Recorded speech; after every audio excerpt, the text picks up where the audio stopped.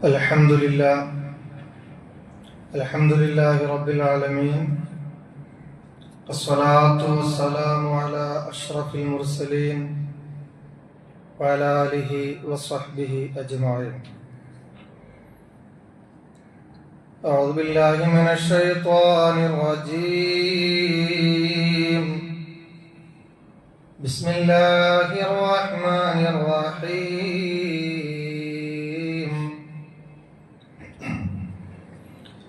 ولما رأى المؤمنون الأحزاب قالوا هذا ما وعدنا الله ورسوله وصدق الله ورسوله وما زادهم إلا إيمانا وتسليما. صدق الله العلي العظيم. ഏറ്റവും ബഹുമാനമുള്ള സത്യവിശ്വാസികളെ, അസ്സലാമു അലൈക്കും വറഹ്മത്തുള്ളാഹി വബറകാതുഹു. അല്ലാഹു സുബ്ഹാനഹു വ തആല നമ്മുടെ ഈ ഒരുമിച്ച് കൂടലും പെരിയലും സ്വാലിഹായ അമലായി നമ്മിൽ നിന്ന് കബൂൽ ചെയ്യുമാറാവട്ടെ. നാം അഭിമുഖീകരിക്കുന്ന എല്ലാ പ്രശ്നങ്ങൾക്കും പ്രയാസങ്ങൾക്കും അല്ലാഹു പരിഹാരം നൽകുമാറാവട്ടെ. രോഗികളായി കിടക്കുന്ന ധാരാളം ബന്ധുമിത്രാദികൾ നമുക്കൊക്കെ ഉണ്ട്. പലരും ദുആ കൊണ്ട് വസീയത്ത് ചെയ്യാൻ ഏൽപ്പിക്കുകയും ചെയ്തിട്ടുണ്ട്. സർവശക്തനായ അല്ലാഹു സുബ്ഹാനഹു വ തആല എല്ലാവരുടെയും അസുഖം അത്ഭുതകരമായ രൂപത്തിൽ ശിഫപ്പെടുത്തി കൊടുക്കുമാറാവട്ടെ. മരിക്കുന്ന സമയത്ത് അല്ലാഹു നാം ഏവരെയും ഈമാൻ സലാമത്താക്കി മരിപ്പിക്കുമാറാവട്ടെ. ബഹുമാനികളെ, അല്ലാഹു നമുക്ക് നൽകിയ ഏറ്റവും വലിയ അനുഗ്രഹം ഈമാനാണ്. ആ ഈമാനിനെ നാം പരിപാലിക്കണം. ആ ഈമാനിനെ നാം കാത്തു സൂക്ഷിക്കണം. കർമ്മം കൊണ്ടും സമർപ്പണം കൊണ്ടും നമ്മുടെ ജീവിതം കൊണ്ട് തന്നെ ആ ഈമാനിനെ നാം കരുത്ത് പിടിപ്പിക്കണം. ഇടക്കൊക്കെ നമ്മുടെ ഈമാൻ ഒന്ന് ഉരച്ച് പരിശോധനയ്ക്ക് വിധേയമാക്കുകയും വേണം. പ്രത്യേകിച്ച് നാം കാണുന്ന, നാം അനുഭവിക്കുന്ന, നമ്മൾ മനസ്സിലാക്കിക്കൊണ്ടിരിക്കുന്ന സംഭവ വികാസങ്ങളിൽ നിന്ന് നാം പാഠം ഉൾക്കൊള്ളുകയും അത് നമ്മുടെ ഈമാനുമായും ഇസ്ലാമുമായും തട്ടിച്ചു നോക്കുകയും പുനഃപരിശോധിക്കുകയും വേണ്ടതുണ്ട്. ഗസ നമ്മുടെ ഈമാനിനെ ഉരച്ചു നോക്കാൻ കഴിയുന്ന ഈ സന്ദർഭത്തിലെ ഏറ്റവും വലിയ ഒരു കല്ലാണ് എന്ന് നമ്മൾ മനസ്സിലാക്കണം. ഫലസ്തീനിലെ ഗസയിലെ വിശ്വാസികളും ആ വിശ്വാസികൾ നേരിട്ട് കൊണ്ടിരിക്കുന്ന പ്രശ്നങ്ങളും പ്രതിസന്ധികളും, ആ വിശ്വാസികൾ ആ പ്രശ്നങ്ങളെയും പ്രതിസന്ധികളെയും ഏത് രൂപത്തിലാണ് അതിജയിച്ചു കൊണ്ടിരിക്കുന്നതെന്നും എങ്ങനെയാണ് അതിജയിച്ച് വിജയിച്ചു കൊണ്ടിരിക്കുന്നത് എന്നുമുള്ള കാര്യങ്ങൾ നമ്മുടെ ഈമാനുമായി തട്ടിച്ച് അതിനെ ഒരു ഉരക്കല്ലായി നാം പരിശോധനയ്ക്ക് വിധേയമാക്കേണ്ടത് അനിവാര്യമാണ്. നിങ്ങൾ നോക്കൂ, ലോക മനസാക്ഷിക്ക് തന്നെ, പ്രത്യേകിച്ച് മുസ്ലിം ഉമ്മത്തിന് ഏറെ ആശ്വാസം പകർന്നു തന്ന ഒരു വാർത്തയ്ക്കാണ് കഴിഞ്ഞ ദിവസങ്ങളിൽ നാം സാക്ഷിയായത്. അത് നമ്മുടെ മനസ്സിന്റെ ഒരു നോവായി, ഹൃദയത്തിന്റെ ഒരു വേദനയായി, നമ്മയൊക്കെ സമൂലമായി ബാധിച്ചിരിക്കുന്ന ഈ ഫലസ്തീൻ വിഷയത്തിൽ താൽക്കാലികമായ ഒരു പരിഹാരം, ആ പരിഹാരത്തിലേക്കുള്ള ഒരു കവാടം തുറക്കപ്പെട്ടിരിക്കുന്നു എന്നുള്ളത് അത്രമേൽ സന്തോഷം നൽകുന്ന ഒരു കാര്യമാണ്. മുസ്ലിം ഉമ്മത്തിന്റെ ഇസ്സത്ത് ഉയർത്തിപ്പിടിക്കാൻ പാകത്തിലുള്ള ഒരു സമാധാന സന്ധി സംഭാഷണമാണ്, ഒരു സന്ധിയാണ്, യുദ്ധവിരാമമാണ് ഇന്നലെ പ്രഖ്യാപിക്കപ്പെട്ടത്. ഇസ്സത്ത് എന്നത് വിശ്വാസിയെ സംബന്ധിച്ചിടത്തോളം ഒരു വികാരമാണ്. ആത്മാഭിമാനം, പ്രതാപം എന്നൊക്കെയാണ് അതിന്റെ അർത്ഥം. ആരുടെ മുന്നിലും തലകുനിക്കാത്ത,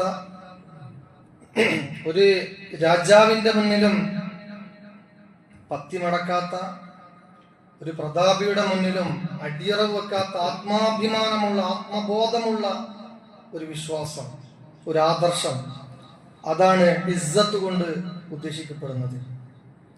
അത് വിശ്വാസികൾക്ക് ഉണ്ടാകേണ്ട ഒരു വികാരമാണ്, ഒരു വിചാരമാണ്. അത് ഈമാനിന്റെ ഭാഗം കൂടിയാണ്.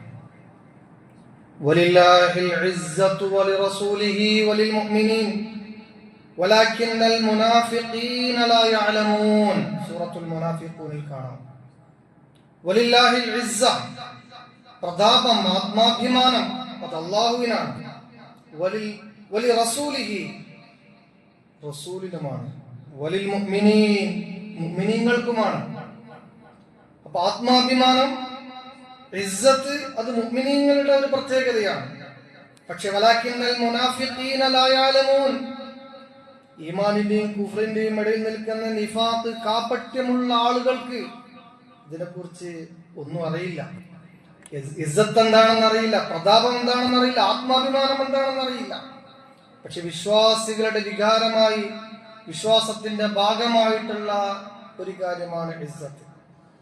സമകാലിക സംഭവങ്ങളെ വായിച്ചാൽ ഇപ്പോൾ ഫലസ്തീൻ ജനതയ്ക്ക് അല്ലെങ്കിൽ ഗസയ്ക്ക്, അവിടെയുള്ള പോരാളികൾക്ക് അള്ളാഹു നൽകിയ ഇസ്സത്ത്, അള്ളാഹു നൽകിയ പ്രതാപമാണ് ഇപ്പോഴുള്ള താൽക്കാലികമായ വെടിനിർത്തലും ഇപ്പോൾ നടന്നുകൊണ്ടിരിക്കുന്ന സംഭവ വികാസങ്ങളും. അധിനിവേശ ശക്തികളായ അമേരിക്കയെയും ഇസ്രായേലിനെയും കഴിഞ്ഞ 2 വർഷമായി അതിശക്തമായ രൂപത്തിൽ നേരിട്ടുകൊണ്ടിരിക്കുന്ന ഒരു ജനതയാണ്. അതിഭീകരമായ അക്രമത്തെ അതിജയിക്കാൻ അവർക്ക് സാധിച്ചു. 2 വർഷം അതിഭീകരമായ അക്രമങ്ങൾക്ക് വിധേയമായ ഫലസ്തീനിലെ മക്കൾ ഇന്നലെ മുതൽ ചിരിച്ചുകൊണ്ടിരിക്കുകയാണ്, ആഹ്ലാദ നൃത്തം ചവിട്ടിക്കൊണ്ടിരിക്കുകയാണ്, സന്തോഷിച്ചുകൊണ്ടിരിക്കുകയാണ്. അത് നമ്മെ സംബന്ധിച്ചിടത്തോളം നമ്മുടെ ഈമാൻ പുനഃപരിശോധന നടത്താനുള്ള ഒരു അവസരമായിട്ട് നമ്മൾ ഉപയോഗപ്പെടുത്തണം. വലിയ സംഘത്തോട്, സഖ്യകക്ഷികളോട്, അഹ്സാബ് എന്ന് ഖുർആൻ വിശേഷിപ്പിച്ച സഖ്യകക്ഷികളോട് വിശ്വാസികൾ ഏറ്റുമുട്ടിയ ഒരു സന്ദർഭത്തെ കുറിച്ച് ഖുർആൻ പറയുന്നുണ്ട്. അതാണ് വലമ്മാ റഅൽ മുഅ്മിനൂനൽ അഹ്സാബ്, സത്യവിശ്വാസികളായ ആളുകൾ ആ സഖ്യകക്ഷികളെ കണ്ട സന്ദർഭത്തിൽ അന്നത്തെ യഹൂദികളും ഖുറൈശികളും അടക്കമുള്ള മുഴുവൻ വലിയ സൈന്യത്തെ വളരെ ന്യൂനപക്ഷമായ മുസ്ലിം സൈന്യം കണ്ടുമുട്ടിയ ഒരു സന്ദർഭത്തെ കുറിച്ചാണ് ഖുർആൻ പറയുന്നത്. വലിയ സൈന്യം തങ്ങളുടെ മുന്നിൽ വന്ന് നിൽക്കുമ്പോൾ സർവായുധ വിഭൂഷിതരായി, സർവസന്നാഹരായി, ഇവരെ പൂർണ്ണമായും മുച്ചൂടും ഇല്ലായ്മ ചെയ്യാൻ വേണ്ടി തയ്യാറായി നിൽക്കുന്ന വലിയ സംഘത്തെ കാണുമ്പോ, വലിയ സഖ്യകക്ഷികളെ കാണുന്ന സമയത്ത് കാലൂ, അന്ന് സഹാബാക്കളും മുഹമ്മദ് മുസ്തഫ സല്ലല്ലാഹു അലൈഹി വസല്ലം തങ്ങളും പറഞ്ഞത് ഹാദാ മാ വഅദനല്ലാഹു വറസൂലുഹു എന്നാണ്. ഇത് അല്ലാഹു തആല നമുക്ക് വാഗ്ദാനം ചെയ്ത, സംഭവിക്കുമെന്ന് അല്ലാഹു തആല നിശ്ചയിച്ചുറപ്പിച്ച ഒരു കാര്യമാണ്. വസദഖല്ലാഹു വറസൂലുഹു, അല്ലാഹുവും അവന്റെ റസൂലും സത്യം മാത്രമേ പറയൂ. അവർ ഇച്ഛാശക്തിയോടുകൂടെ, ധീരതയോടുകൂടെ, ഇസ്സത്തോടുകൂടിയാണ് അന്ന് മുഹമ്മദ് മുസ്തഫ സല്ലല്ലാഹു അലൈഹി വസല്ലം തങ്ങളും സഹാബാക്കളും സഖ്യകക്ഷികളെ നേരിട്ടത് എന്ന സംഭവമാണ് ഈ ഖുർആൻ നമ്മെ പഠിപ്പിക്കുന്നത്. എന്നിട്ട് ഖുർആൻ പറയുന്നു വമാ സാദഹും ഇല്ലാ ഈമാനൻ വതസ്ലീമ. ആ ഒരു പ്രതിസന്ധി ഘട്ടത്തിൽ അവർക്ക് വർദ്ധിച്ചത് ഭയമല്ല, ചങ്കിടിപ്പല്ല, മരണപ്പെട്ടു പോകും എന്നുള്ള പേടിയുമല്ല. നേരെ മറിച്ച് അവർക്ക് വർദ്ധിച്ചത് ഈമാൻ ആണ്, വിശ്വാസമാണ്. ശത്രുക്കൾ മുഖാമുഖം നിൽക്കുന്ന സമയത്ത് ഈമാൻ വർദ്ധിക്കുന്ന ഒരു മാനസികാവസ്ഥ, അത് വല്ലാത്തൊരു മാനസികാവസ്ഥയാണ്. സുരക്ഷിതത്വ ബോധവുമാണ് അവരെ ബാധിച്ചത്, അവരുടെ മനസ്സിലുണ്ടായിരുന്ന വികാരം എന്നാണ് ഖുർആൻ പറയുന്നത്. മാത്രമല്ല അവരുടെ ഉത്തരവാദിത്വം, ദൗത്യം വളരെ കൃത്യമായിട്ട് നിർവഹിച്ചു. പ്രതിസന്ധി അവരുടെ ഈമാൻ വർദ്ധിക്കാൻ ഒരു കാരണമായി. ഇതിന്റെ ഖുർആൻ പറയുന്നു, മിനൽ മുഅ്മിനീന റിജാലുൻ സ്വദഖു, മുഅ്മിനീങ്ങളിലുണ്ട് ഒരു വിഭാഗം ആളുകൾ, അവർ കൃത്യമായി വാഗ്ദാനം നിറവേറ്റിയവരാണ്. മാ അഹദുല്ലാഹി അലൈഹി, അല്ലാഹു തആല എന്താണോ അവരോട് വാഗ്ദാനം ചെയ്തത് ആ വാഗ്ദാനം നിറവേറ്റിയവരാണ് അവർ, അഥവാ രക്തസാക്ഷികളായവരാണ് അവർ. ഫമിൻഹും മൻ ഖളാ നഹ്ബഹു, എന്നാൽ അവശേഷിക്കുന്ന കുറച്ച് ആളുകളുടെ രക്തസാക്ഷിത്വത്തെ ആത്മാഭിമാനത്തോടുകൂടി വരവേൽക്കാൻ തയ്യാറായി നിൽക്കുന്ന ഒരു വിഭാഗമാണ് അവര്. വമിൻഹും മൻ യന്തളിർ, അതിനെ പ്രതീക്ഷിച്ചുകൊണ്ട് നിൽക്കുകയാണ്, എന്തു സംഭവിക്കാം. ആ സംഭവിക്കുന്നത് മുഴുവൻ അള്ളാഹുവിന്റെ വിധിയാണ്, ഇത് അള്ളാഹുവിന്റെ കൽപ്പനയാണ്, ഇതെന്റെ ആത്മാഭിമാനമാണ്, ഇതെന്റെ വിശ്വാസമാണെന്ന് ഇച്ഛാശക്തിയോടുകൂടി അവര് നിലയുറപ്പിച്ച ഘട്ടത്തിലാണ് അള്ളാഹുവിന്റെ സഹായം അവരിലേക്ക് ഇറങ്ങിയത് എന്ന സംഭവമാണ് വിശുദ്ധ ഖുർആനിലൂടെ അള്ളാഹു സുബ്ഹാനഹു വ തആല പറയുന്നത്. നാം ചിന്തിക്കുക, ഇതിന്റെ ഒരു വ്യക്തമായ ഒരു പാഠമാണ്, ഒരു പഠനമാണ്, ഒരു കാഴ്ചയാണ് ഇന്ന് ഗസയിൽ നാം കണ്ടുകൊണ്ടിരിക്കുന്നത്. എന്തിനു വേണ്ടിയാണ് ഫലസ്തീനികൾ ഈ പോരാട്ടം നടത്തിക്കൊണ്ടിരിക്കുന്നത് എന്നത് സ്വാഭാവികമായി നമ്മുടെ ഒരു ചോദ്യമായിരിക്കും. നമ്മൾ മനസ്സിലാക്കേണ്ടത് അവരുടെ മണ്ണിന് വേണ്ടിയാണ്, ദീനിന് വേണ്ടിയാണ്, ഫലസ്തീൻ എന്ന രാജ്യത്തിന്റെ സംസ്ഥാപനത്തിന് വേണ്ടിയാണ്, ഇസ്ലാം എന്ന മതത്തിന്റെ ഉയർച്ചയ്ക്ക് വേണ്ടിയാണ് ഇവർ പോരാട്ടം നടത്തിക്കൊണ്ടിരിക്കുന്നത്. അതായത് നമ്മുടെ മഹത്തായ രാജ്യത്തിന്റെ സ്വാതന്ത്ര്യത്തിന് വേണ്ടി നമ്മുടെ പൂർവികർ നടത്തിയ പോരാട്ടങ്ങൾ എത്രമാത്രം മഹത്വമുള്ളതാണോ അത്രയും മഹത്വമുള്ളതാണ് ഫലസ്തീൻ ജനത ആ ഫലസ്തീന് വേണ്ടി പോരാട്ടിക്കൊണ്ടിരിക്കുന്ന പോരാട്ടം എന്ന് നമ്മൾ മനസ്സിലാക്കണം. നമ്മുടെ പൂർവികരായ പോരാളികളെ എത്രമേൽ മഹത്വപ്പെടുത്തിയിട്ടാണ് നാം പറയുന്നത്, അത്രമേൽ മഹത്വപ്പെടുത്തി പറയേണ്ടവരാണ് ഫലസ്തീനിലെ പോരാളികൾ എന്ന് നമ്മൾ മനസ്സിലാക്കണം. 1947 മുതൽ തുടങ്ങിയ സയനിസ്റ്റ് അക്രമങ്ങൾ ഏറ്റവും ശക്തിയേറിയ ഒരു തിരിച്ചടി കൊടുക്കാൻ ഫലസ്തീനികൾക്ക് സാധിച്ചത് 2023 ഒക്ടോബർ 7-നായിരുന്നു എന്നുള്ളത്. 77 വർഷത്തെ കൊടിയ പീഡനങ്ങൾക്ക് ശക്തമായൊരു പ്രഹരമേൽപ്പിക്കാൻ പാവപ്പെട്ട ഫലസ്തീനികൾക്ക്, മറ്റൊരാളുടെയും സൈനികമായ സഹായമില്ലാത്ത ഫലസ്തീനികൾ, ആലപ്പുഴ ജില്ലയുടെ അത്രമാത്രം വലുപ്പമുള്ള പ്രദേശത്ത് താമസിക്കുന്ന ഫലസ്തീനികൾ, ഇത്രയും ഭീകരരായ ഒരു രാജ്യത്തിനെതിരെ ലോകത്തിന്റെ സൈനിക ശക്തിയിൽ 4-ാം സ്ഥാനത്തുള്ള ഇസ്രായേലുകൾക്കെതിരെ അതിശക്തമായ ഒരു തിരിച്ചടി കൊടുത്തത് 2023 ഒക്ടോബർ 7-നാണ്. അത് സയനിസം ഒരിക്കലും പ്രതീക്ഷിച്ചിട്ടില്ല. അതവരെ പ്രതിസന്ധിയിലും പ്രതിരോധത്തിലുമാക്കിയ ഒരു ദിനമായിരുന്നു.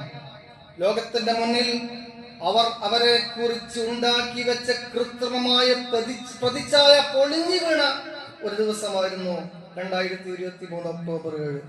തുഫാനുൽ അഖ്സ എന്ന പേരിലാണ് ആ സംഭവം ഫലസ്തീനികൾ വിളിക്കുന്നത്. പോരാളികളിൽ ചില ആൾക്കാർ ഇസ്രായേലിലേക്ക് പാരാച്ചൂട്ട് വഴി പറന്നിറങ്ങിയ സംഭവം നമ്മൾക്കറിയാം. മറ്റു ചിലർ അവരുള്ള മതിലുകൾ ഭേദിച്ചുകൊണ്ട് ഉള്ളിലേക്ക് കയറി 250 ഇസ്രായേലികളെ ബന്ദികളാക്കി പിടിച്ചു കൊണ്ടുപോയി. ഒക്ടോബർ 7 ഈ സൈനിക അറ്റാക്ക് നടപ്പിലാക്കാൻ പോരാളികൾ നേതൃത്വം തീരുമാനിച്ചപ്പോൾ, ഹമാസിന്റെ നേതൃത്വം തീരുമാനിച്ചപ്പോൾ 1400 പോരാളികളെ നിർത്തിയിട്ട് പറഞ്ഞു, നമ്മളൊരു അറ്റാക്കിന് തയ്യാറായി നിൽക്കുകയാണ്. എന്തെങ്കിലും കാരണമുള്ളവർക്ക് മാറി നിൽക്കാം, എന്തു സംഭവിക്കാം. ഇത്രയും കാലം നമ്മൾ അനുഭവിച്ച എല്ലാ പ്രശ്നങ്ങൾക്കും പ്രയാസങ്ങൾക്കും ഒരു പരിഹാരം ഫലസ്തീൻ എന്നൊരു രാജ്യം, ഇസ്രായേൽ സേന ഈ രാജ്യത്തിൽ നിന്ന് പൂർണ്ണമായി മാറുക, മുഴുവൻ ബന്ദികളെയും ഇസ്രായേലിൽ പിടിച്ചുകൊണ്ടുപോയ മുഴുവൻ ബന്ദികളെയും തിരിച്ചു കൊണ്ടുവരിക, ഈ ഫലസ്തീൻ വിഷയം ലോക ജനതയുടെ ശ്രദ്ധയിലേക്ക് കൊണ്ടുവരിക എന്നുള്ള ലക്ഷ്യം വെച്ചുകൊണ്ടാണ് ഫലസ്തീനിലെ പോരാളികൾ 2023 ഒക്ടോബറിൽ അങ്ങനെ ഒരു ആക്രമണം നടത്തിയത്. പക്ഷെ 1400 അംഗം വരുന്ന സൈന്യത്തിൽ നിന്ന് ഒരാൾ പോലും എന്റെ വ്യക്തിപരമായ പ്രശ്നങ്ങൾ പറഞ്ഞ് കുടുംബപരമായ പ്രശ്നങ്ങൾ പറഞ്ഞ്, സാമ്പത്തികമായ പ്രശ്നങ്ങൾ പറഞ്ഞ്, തൊഴിൽപരമായ പ്രശ്നങ്ങൾ പറഞ്ഞ് ആ ഒരു അറ്റാക്കിൽ നിന്ന് മാറി നിന്നിട്ടില്ല എന്നുള്ളതാണ് ശ്രദ്ധേയമായ കാര്യം. അങ്ങനെ ആ പോരാട്ടമാണ് 2 വർഷം തുടർച്ചയായിട്ട് നിന്നത്. ഈ ഒരു പോരാട്ടം ഈ സയനിസ്റ്റുകൾക്ക് മുതലെടുക്കാനുള്ള അവസരമാക്കി അവർ ഉപയോഗപ്പെടുത്തി. അഥവാ ഫലസ്തീനുകൾക്കെതിരെ ഞങ്ങൾ നടത്തിക്കൊണ്ടിരിക്കുന്ന എല്ലാ അക്രമങ്ങൾക്കും കാരണം 2023 ഒക്ടോബർ 7 ഹമാസ് നടത്തിയ അക്രമമാണെന്ന് അവർ വരുത്തി തീർത്തു. തനിമടയന്മാരായ പല മലയാളികൾ പോലും അത് വിശ്വസിച്ചു. പക്ഷേ അവിടെയുള്ള ഫലസ്തീനികളും പോരാളികളും നിയ്യത്ത് ചെയ്ത് തയ്യാറെടുപ്പ് നടത്തി ഇസ്സത്തിന് വേണ്ടി നടത്തിയ ഒരു പ്രതിരോധമായിരുന്നു അത്. 77 വർഷം നീണ്ടുന്ന ഉപരോധം അവർ സഹിച്ചു. ലക്ഷക്കണക്കിന് മനുഷ്യർ രക്തസാക്ഷികളാകേണ്ടി വന്നു. ഈ സംഭവത്തിന് ശേഷം തന്നെ ഈ 2 വർഷത്തിന്റെ ഇടയിൽ 67,000 ആളുകളാണ് രക്തസാക്ഷികളായത്. അതിൽ 20,000 കുട്ടികളാണ്. ഇന്നും തടവറയിൽ കഴിയുന്ന ആയിരക്കണക്കിന് പുരുഷന്മാരും സ്ത്രീകളുമുണ്ട്. 10,800 പേര് ഇന്നും ഇസ്രായേലിന്റെ തടവറയിലാണ്. കൂടാതെ ഈ 2 വർഷം കണക്കില്ലാത്ത പരീക്ഷണങ്ങൾ, കൊടും പട്ടിണി, അത്യാധുനിക യുഗമായ ഈ കാലഘട്ടത്തിൽ പോലും 450 പേര് പട്ടിണി കൊണ്ട് മരിച്ചു. ഗസയിൽ നിരന്തരമായ പാലായനം നടന്നു. പക്ഷേ അവരെ പരാജയപ്പെടുത്താൻ സാധിച്ചിട്ടില്ല. അവിടെയാണ് നമ്മൾ ചിന്തിക്കേണ്ടത്. ഇന്ന് അവർ പ്രതീക്ഷിച്ചതുപോലെ ഗസയും ഹമാസും വിജയിച്ചിരിക്കുകയാണ്. എന്തുകൊണ്ടെന്നാൽ അധിനിവേശ ഭീകര രാജ്യമായ ഇസ്രായേലിന്റെ ഒരു ലക്ഷ്യവും അവിടെ നടന്നിട്ടില്ല. കുറെ ആളുകളെ വംശത്ത് ചെയ്യുക എന്നുള്ള അവരുടെ ലക്ഷ്യമല്ലാതെ ഒരു അണുമണി പോലും ലക്ഷ്യത്തിലേക്ക് എത്താൻ ഇസ്രായേൽ ജാരസന്തതിക്ക് സാധിച്ചിട്ടില്ല. ഹമാസിനെ അവർക്ക് തീർക്കാൻ സാധിച്ചിട്ടില്ല. ഗസയെ പിടിച്ചെടുക്കാൻ സാധിച്ചിട്ടില്ല. ഫലസ്തീൻ എന്ന രാജ്യം മായ്ച്ചു കളയാൻ സാധിച്ചിട്ടില്ല. ആക്രമിച്ച് തന്നെ ബന്ദികളെ മോചിപ്പിക്കുമെന്ന് വീമ്പ് പറഞ്ഞു എന്നുള്ളതല്ലാതെ സന്ധി സംഭാഷണത്തിലൂടെയല്ലാതെ ഒരു ബന്ദിയെ പോലും മോചിപ്പിക്കാൻ സാധിച്ചു കളയും. അത്രമാത്രം തീർത്തു കളയുമെന്ന് പറഞ്ഞ ഹമാസിനോട് തന്നെ ചർച്ച ചെയ്ത് സ്വന്തം രാജ്യത്തെ പൗരന്മാരായ ബന്ദികളെ മോചിപ്പിക്കേണ്ടിടത്തേക്ക് കാര്യങ്ങൾ എത്തി നിൽക്കുകയാണ്. ഇസ്രായേലുകൾക്ക് ഇത് വളരെ വലിയ ഒരു നഷ്ടമാണ്. എന്തുകൊണ്ടെന്നാൽ അവര് നിർമ്മിച്ചു വെച്ചിരുന്ന പ്രതിച്ഛായകൾ മുഴുവൻ നഷ്ടപ്പെട്ടു പോയി. മാത്രമല്ല, ഗസയിൽ നിന്ന് ഇസ്രായേൽ സേന പിൻവലിയണം എന്നതാണ് കരാർ. ഫലസ്തീൻ എന്ന രാജ്യത്തെ 148 രാജ്യങ്ങൾ പിന്തുണച്ചു. ലോകം മുഴുവൻ ഫലസ്തീന് വേണ്ടി മുറവിളി കൂട്ടുന്നു. അതുപോലെ ഹമാസിന്റെ അധിക ആവശ്യങ്ങളും അംഗീകരിക്കേണ്ടി വരുന്നു. അതൊരു വല്ലാത്ത ഇസ്സത്താണ് മുസ്ലിം സമുദായത്തെ സംബന്ധിച്ചിടത്തോളം. എന്ന് മാത്രമല്ല, ഇറ്റലി അടക്കമുള്ള രാജ്യങ്ങൾ ഫലസ്തീനെ സമ്മതിക്കേണ്ടി വന്നു. യുഎന്നിൽ നെതന്യാഹു എന്ന ഭീകരനായ ഭരണാധിപനെതിരെ ചരിത്രത്തിൽ ആദ്യമായി കൂക്കിവിളി ഏൽക്കേണ്ടി വന്നു. അവർ ഒറ്റപ്പെട്ടു. എന്താണ് സംഭവിക്കാനുള്ള കാരണം? ഈ സംഭവങ്ങളുടെ സംഭവവികാസങ്ങളുടെയൊക്കെ പിന്നിലുള്ള ഒരു കാര്യം ഇച്ഛാശക്തിയാണ്. ഒരു പറ്റം വിശ്വാസികളുടെ ഇച്ഛാശക്തിയാണ്. ആ ഇച്ഛാശക്തിയുടെ വിജയമാണ് ഇപ്പോൾ സംഭവിച്ചത് എന്ന് നമ്മൾ മനസ്സിലാക്കണം. പക്ഷേ ജൂതന്റെ ചതി മുസ്ലിം ലോകം, മനുഷ്യ സമൂഹം തിരിച്ചറിയണം. ഈ ചുരുങ്ങിയ കാലത്തിന്റെ ഇടയിൽ തന്നെ 2 വർഷമാണ് അവര് വ്യവസ്ഥകൾ ലംഘിച്ചത്. അതേപോലെ ഇടയിൽ നിൽക്കുന്ന ചതിയനായ ട്രംപിന്റെ കാര്യവും നാം ആശങ്കയോടുകൂടി കാണണം. ഇസ്രായേൽ ഈ സമയത്ത് ഗസയ്ക്ക് മേലിൽ വർഷിച്ച ബോംബിന് സാമ്പത്തികമായ സഹായം നൽകിയത് അമേരിക്കയാണ്. ഏകദേശം 2 ലക്ഷം കോടി രൂപയാണ് ഈ ചതിയനായ അമേരിക്കക്കാരൻ അവരെ സഹായിച്ചത്. അതിന്റെ ഇടയിലാണ് ഈ വിജയം എന്നുള്ളത് ആശങ്കയോടുകൂടി നമ്മൾ ആലോചിക്കണം. ആ വിജയം നിലനിൽക്കാനും മുസ്ലിം സമൂഹത്തിന്റെ ഇസ്സത്തിന് വേണ്ടിയുള്ള പ്രാർത്ഥന നമ്മൾ നടത്തിക്കൊണ്ടിരിക്കണം. അള്ളാഹു തആല ഇസ്സത്തിലാക്കുമാറാവട്ടെ. അള്ളാഹു നാടിനെ സമാധാനത്തിലാക്കുമാറാവട്ടെ. അതാണ് നാം പറഞ്ഞത്, ഗസ നമുക്കൊരു ഉരക്കല്ലാണ്. നമ്മുടെയൊക്കെ ജീവിതത്തെ ഉരച്ചു നോക്കാനുള്ള ഒരു കല്ലാണ്. നമ്മുടെ ഈമാനിന്റെ തോത് നമ്മൾ പരിശോധിക്കാനുള്ള ഒരു കല്ലാണത്. മുസ്ലിം ഉമ്മത്തിന്റെ പേരിൽ നാം അനുഭവിക്കുന്ന പ്രശ്നങ്ങളും മുസ്ലിം സമുദായത്തിൽപ്പെട്ട ആൾ എന്ന നിലയിൽ രാജ്യത്ത് നാം അനുഭവിക്കുന്ന പ്രയാസങ്ങൾ, ബുദ്ധിമുട്ടുകൾ ഒരു വിശ്വാസി എന്നതിൽ നാം അനുഭവിക്കുന്ന എല്ലാ വേദനകളും ത്യാഗങ്ങളും ഒക്കെ എത്രമേൽ നിസ്സാരമാണെന്ന് നമുക്ക് ബോധ്യമാവുക ഗസയിലേക്ക് നോക്കുമ്പോഴാണ്. അതാണ് വരക്കൽ എന്ന് പറയുന്നത്. നമ്മൾ ചിന്തിക്കേണ്ടത് ഈ പോരാട്ടത്തിൽ സ്വത്തുക്കൾ നഷ്ടപ്പെടാത്തവർ ഫലസ്തീനിലില്ല, മക്കൾ നഷ്ടപ്പെടാത്തവർ ഫലസ്തീനിലില്ല, വീടുകൾ നഷ്ടപ്പെടാത്തവർ ഫലസ്തീനിലില്ല, കെട്ടിടങ്ങളും ബിസിനസ്സുകളും ജോലികളും നഷ്ടപ്പെടാത്തവരും അവിടെയില്ല. ഭക്ഷണം ലഭിക്കുന്ന ആളുകൾ വളരെ കുറവാണ്, വെള്ളം ലഭിക്കുന്ന ആളുകൾ വളരെ കുറവ്, സുഖമായി ജീവിതം അനുഭവിക്കുന്ന ആളുകളെ ഇല്ല, ഹോസ്പിറ്റലില്ല, സ്കൂളില്ല. നമ്മൾ ആലോചിക്കണം നമുക്ക് അല്ലാഹു തആല നൽകിയ അനുഗ്രഹങ്ങൾ. അപ്പോൾ അവരുടെ ഈമാൻ എത്രമേൽ മഹോന്നതമാണ്. ആ ഈമാനുമായി നമ്മുടെ ഈമാനിനെ നാം തട്ടിച്ചു നോക്കുക. അല്ലാഹു നമുക്ക് നൽകിയ സുഖങ്ങൾ, സൗകര്യങ്ങളൊക്കെ റബ്ബിന് വേണ്ടി മാത്രം നാം ചെലവഴിക്കുക. റബ്ബിന് തൃപ്തിയില്ലാത്ത കാര്യങ്ങളിൽ നമ്മുടെ സമയങ്ങൾ, നമ്മുടെ സന്ദർഭങ്ങൾ, നമ്മുടെ പണം, നമ്മുടെ കഴിവ് നമ്മൾ ഉപയോഗപ്പെടുത്താതിരിക്കുക. അല്ലാഹു സുബ്ഹാനഹു വ തആല ഏതിനും മതിയായവനാണ്. നമ്മുടെ ഈമാൻ ഉറക്കാൻ വേണ്ടി, നമ്മുടെ വിശ്വാസം വർദ്ധിക്കാൻ വേണ്ടി, ദീനിനു വേണ്ടി നാം സ്ഥിരമായി നിലകൊള്ളുക, അതിനുവേണ്ടി പ്രാർത്ഥിക്കുക.